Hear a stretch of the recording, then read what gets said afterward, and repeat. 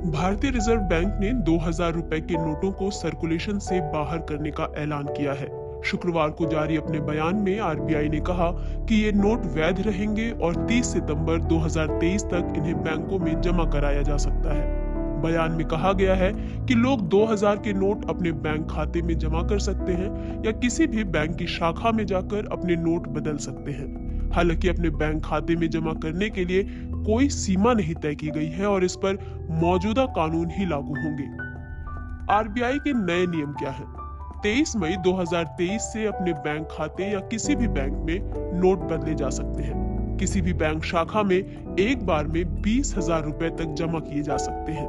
इस पूरी प्रक्रिया को समय सीमा में और जनता को पर्याप्त समय देते हुए पूरा करने के लिए सभी बैंकों में 30 सितंबर 2023 तक जमा करने की सुविधा रहेगी।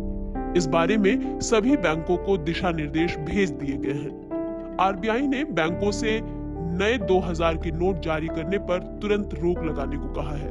आरबीआई ने कहा है कि इस बारे में और सवालों के बारे में जानने के लिए इसकी वेबसाइट पर जवाब भी दिए गए हैं। आरबीआई ने यह भी कहा है कि आरबीआई एक्ट 1934 की धारा 24(1) के तहत पहली बार 2000 के नोट नवंबर 2016 में जारी किए गए थे।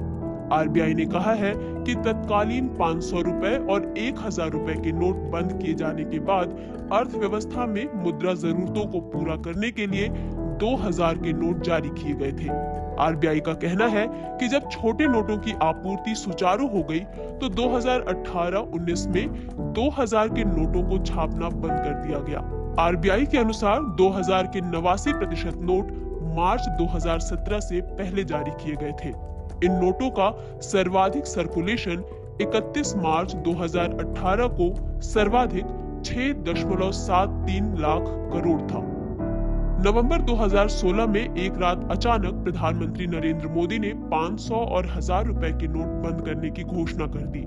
फिर सरकार गुलाबी रंग का 2000 रुपए का नया बड़ा नोट लेकर आई थी। 8 नवंबर की उस रात प्रधानमंत्री मोदी ने नोटबंदी की घोषणा करते हुए कहा था कि रात 12 बजे के बाद से 500 और 1000 रुपए के नोट बंद हो जाएंगे और इसकी जगह भारतीय रिजर्व बैंक 2000 रुपए और 500 रुपए के नए नोट जारी करेगी। हालांकि बीते सालों में 500 का नोट तो खूब चला, लेकिन एटीएम और बैंकों में 2000 के नोटों की किल्लत पर सवाल उठते रहे।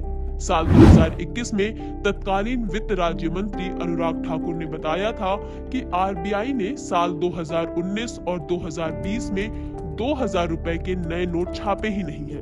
वहीं अनुराग ठाकुर ने साल 2020 में कहा था मार्च 2019 में 329.10 करोड़ रुपए की कीमत के 2000 रुपए के नोट बाजार में चल रहे थे। वहीं मार्च 2020 में इनकी कीमत कम होकर 273.98 करोड़ रुपए रह गई।